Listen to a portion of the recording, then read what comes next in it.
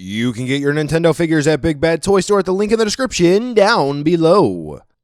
Back when the Figma Inkling Girl was announced, there were two different versions to be released, the standard and then the DX version. Now, historically, with DX versions of Figmas, you essentially just get more accessories, and that would be true for this DX set. So with all of the hype surrounding this one and the fact that it was shown with more accessories and articulated eyes and whatnot, it was led to most people believing that you could just swap the parts from the Inkling Girl from Splatoon 2 that the set comes with the girl from Splatoon 1. So this way you get one Figma with a whole bunch of option parts. So this way you could alternate them and have, well, your preferred one on display, and you can mix and match things. And, besides, let's just take a look at the evidence here using lighter skin tone, which is not accurate to Splatoon 2. So, yeah.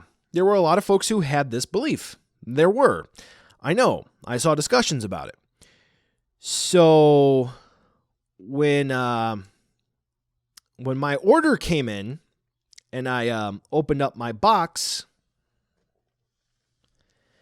which had two of the DX sets, because I wanted to display both Inkling Girls.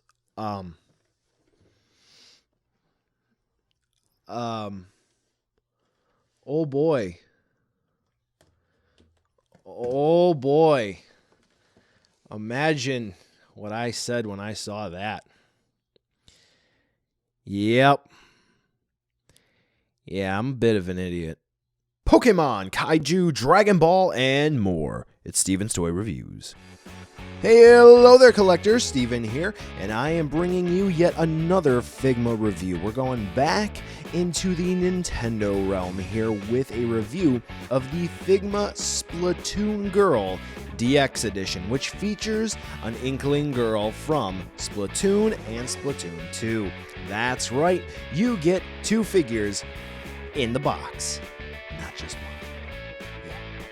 Anyway, for this DX set, we get everything that the normal retail release of the normal Inkling Girl comes with, and we get some more accessories. We get a ton more. This review took me a lot longer than I thought it would to finish. So with that in mind, this set can cost you about $110 to get. And, about the size of a World and Nintendo figure? Yeah, that's a real questionable price tag. So let's take a look to see whether or not it's worth adding into your collection. So taking a look at the normal Inkling Girl here that we all know and love from the original Splatoon, we can actually see that right away quality control may be something of suspect with that black mark on her face. A closer inspection will reveal a couple of little odds and ends, bits and bobs here and there that don't exactly look the greatest. However, that being said, she still looks great where it would really need to count, including all of the tentacles and squiddly bits and whatnot that are dropping off of her head. We do have some nice clean paint apps for the shirt and the shorts and the shoes and all of that great stuff. The eyes do look relatively nicely done. The ink canister on her back could be tightened up a little bit, especially at the top. It's a little sloppy, but that's okay. Overall, there are some small minor areas which don't necessarily look like they were cleaned up all that well in the factory, and that can be detracting for some folks, but in the large picture here, she actually does look pretty good. And this also goes for the Splatoon 2 Inkling Girl. However, there's one issue with this figure, and that is not kind of a subjective thing. The skin color is off.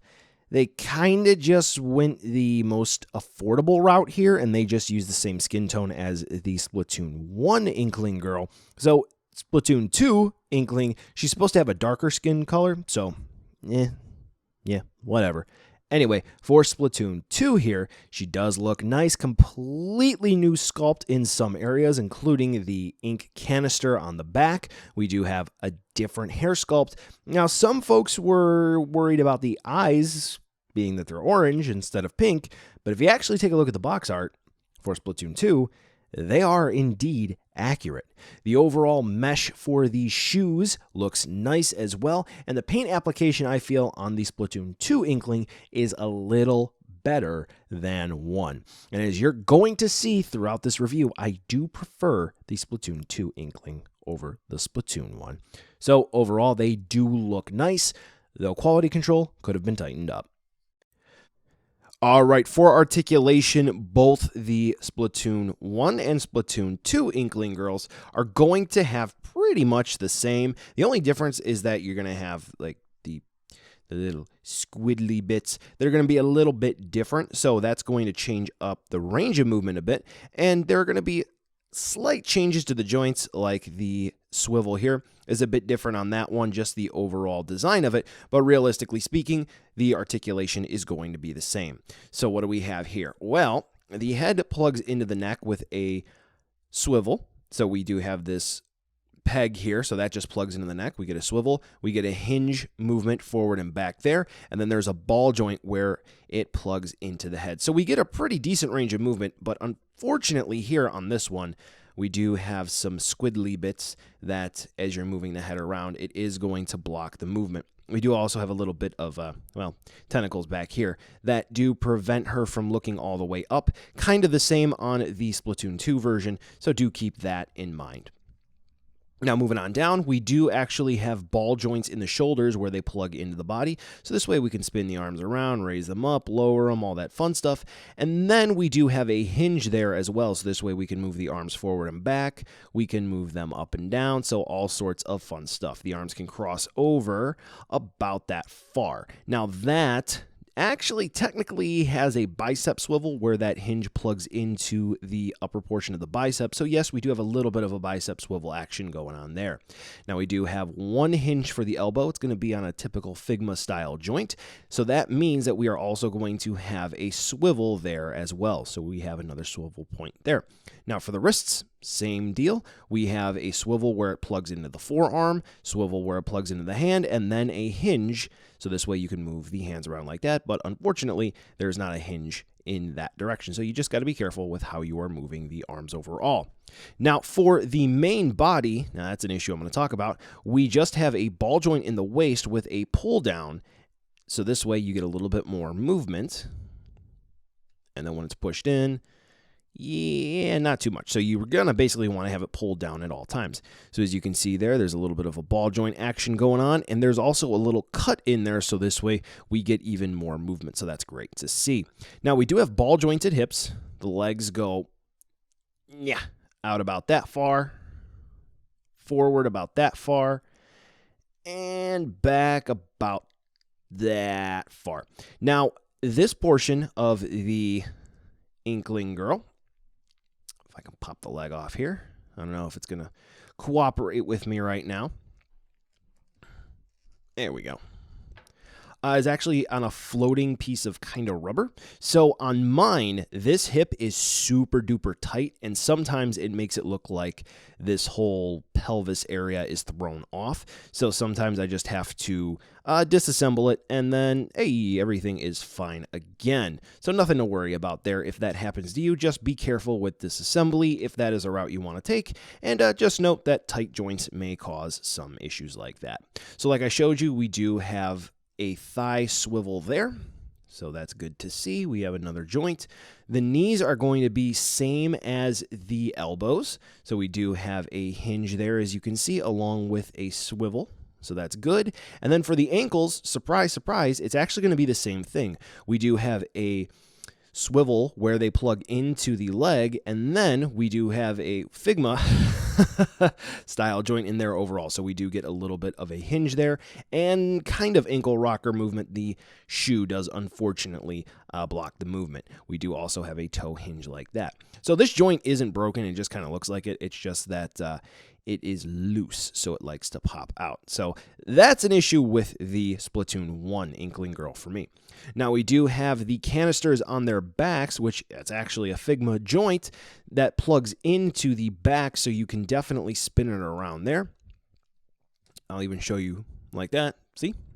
So you can remove it, and as I'll show you in a little bit, you can customize your Inklings. So let's just plug that back in. So it spins around, we get a whole bunch of range of movement there, and then plugged in on a ball joint, so we can even twist it and turn it around like that. Also of note, this can at least come off, and that as well. So you can display this one at least with an empty canister if the bottom wants to stay on. So that's kind of touchy for me. There we go. Yeah, for some reason I can take the bottom off of my other one, but the ink don't want to come out. So I think that's a defect and not necessarily a feature. But regardless, let's go ahead and fix that. It's something that I can do with mine. Maybe you'll be able to do with yours. Overall, the articulation is good. This one, quality control mishaps with a tight joint and another one that likes to fall off. Yeah, limited range of movement, but to be honest, when you have articulated eyes, which you're going to see in a second in the accessory section, we can get some nice poses out of these two. Okay, so there are a ton of accessories, so I'm just going to go ahead and mention them all, hit the ground running, and then we're going to circle back and show you everything that they come with, okay? Okay, so we do get a wide array of hand parts for this set. We do get weapons. We get the splatter shot for Inkling 1. We get Splat Dually, Splat Roller, and Burst Bomb for Inkling 2. We do get corresponding squids, blue and green, for the different Inklings that we get, along with 2 different sized ink puddle sheets, so this way you can recreate a battle on your desk or wherever it may be. We do also get 2 sculpted puddles of ink, so this way you can recreate an action shot. We do also get some headgear for both Inklings 1 and 2. We do also get separate blast effects for their corresponding guns. We do also get a smiling expression with interchangeable eyebrow parts, and we get 2 Figma support stands. I think that's everything, but don't worry, I'll talk about it all as the review goes on. Okie dokie, first and foremost, let's go ahead and take a look at all of the hands that the set comes with. Here's everything. Basically, we're going to get at least 1 hand to use for all of the weapons, and then we're going to get a set of fists and a set of splayed hands. Okay, so you are going to have just a little bit of extra here, and yeah, you'll get to see all of the hands as the review goes on. All right, so now let's go ahead and talk about one feature in the accessory section I know a lot of you folks were worried about, and that is going to be the articulated eyes. Basically, the way that it works is you pop off the front hair part, you remove the faceplate, then you use this little tool here to adjust the eyes as you see fit. Now, it's kind of frustrating to do this, especially with the orange squid, because that hair part, for whatever reason, just does not want to come off. So, yeah, you just got to be careful. Got to work it nice and slow, and you will be good. Now let's go ahead and take a look at their weapons, because the Inkling girl from Splatoon 1 comes with the splatter shot there, so that is nice.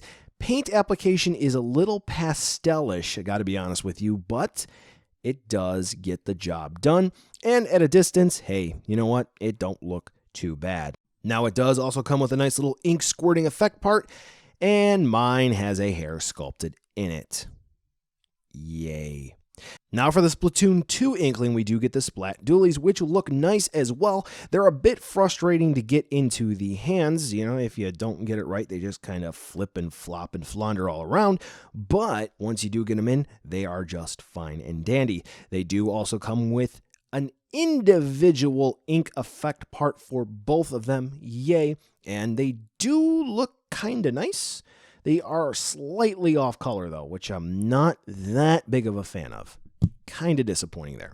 Now, we do also get the Burst Bomb effect part, which is a grenade or a water balloon, whatever you want to call it.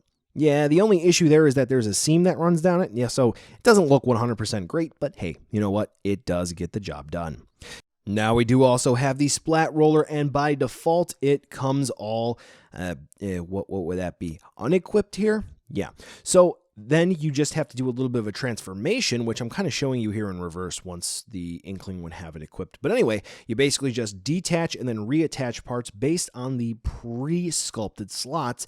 And then, if you wanted to, you can have the Inkling raise it up over her head and then slam it down to spritz some ink. Pretty cool.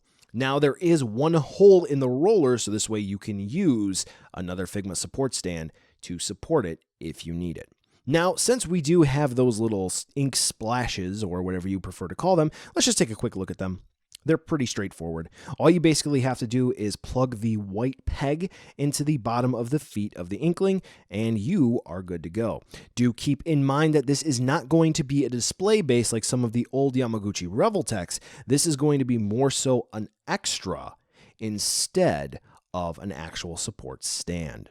Now, real quick on that note for support stands, for the Figma support stands, they can either get plugged in the back in replacement of the ink canister or ink tank, whatever you would prefer to call them, or on the Splatoon 1 Inkling, there's going to be a hole in the back of the canister, and then on the Splatoon 2 Inkling, it will be on either the bottom or the back. For whatever reason, on the bottom of the Splatoon 1 Inkling girl, she does not have a hole to support the Figma support stand.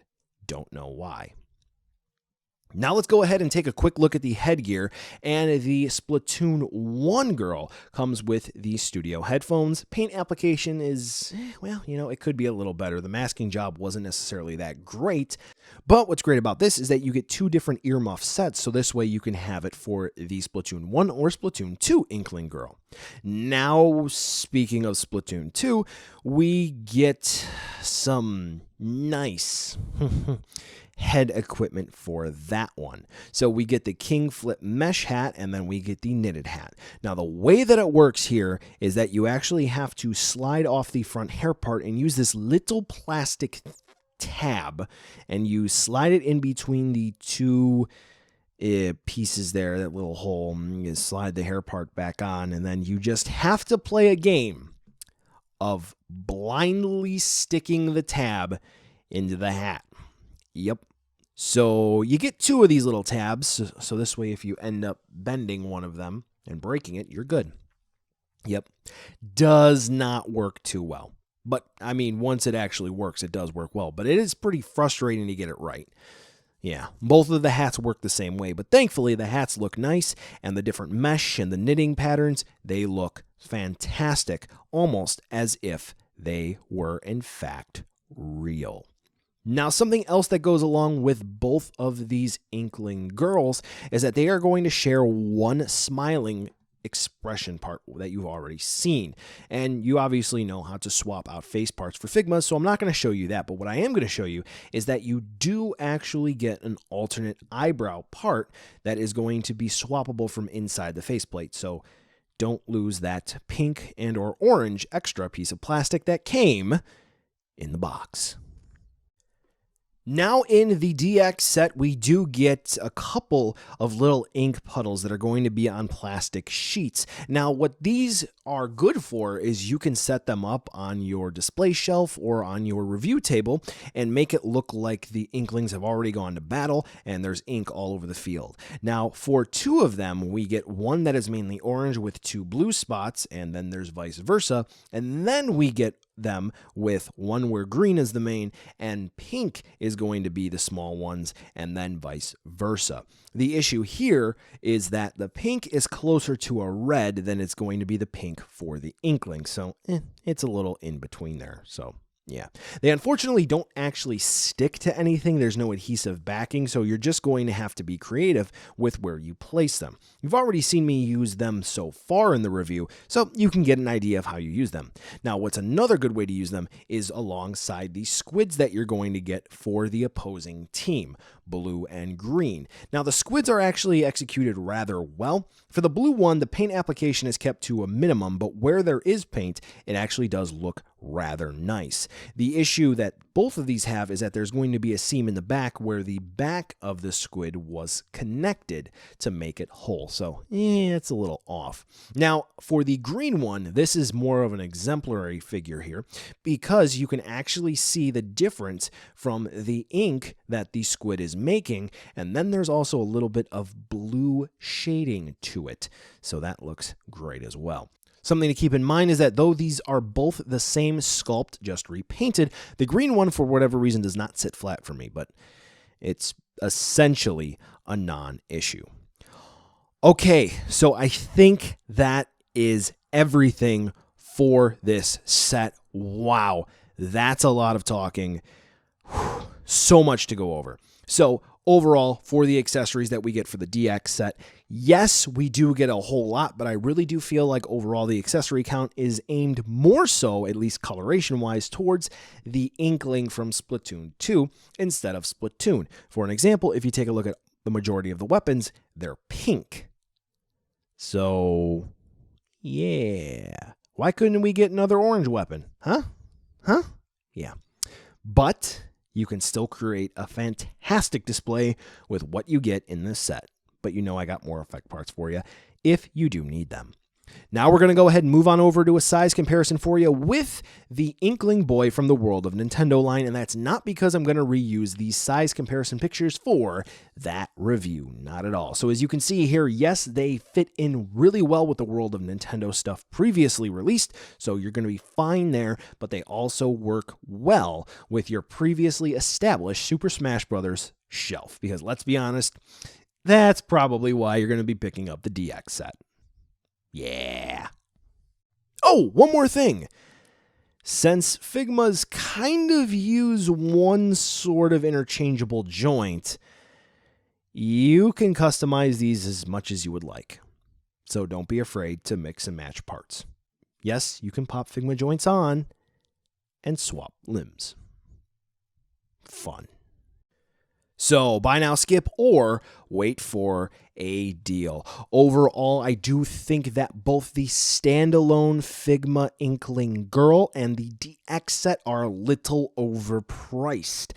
Definitely not worth about $60 or $110 as it stands. You can probably hold out to get them for a bit cheaper because I definitely don't feel like I got my money's worth here. However, the end product at the end of the day is rather nice. There are a couple of critiques such as tightening up quality control and giving more stuff for the orange Inkling because let's be honest here, yeah, Splatoon 2, it's the newer one, it's the one that's a bit more popular because of Switch being better than the Wii U, but at the end of the day, come on, let's get some stuff for the OG Inkling, right?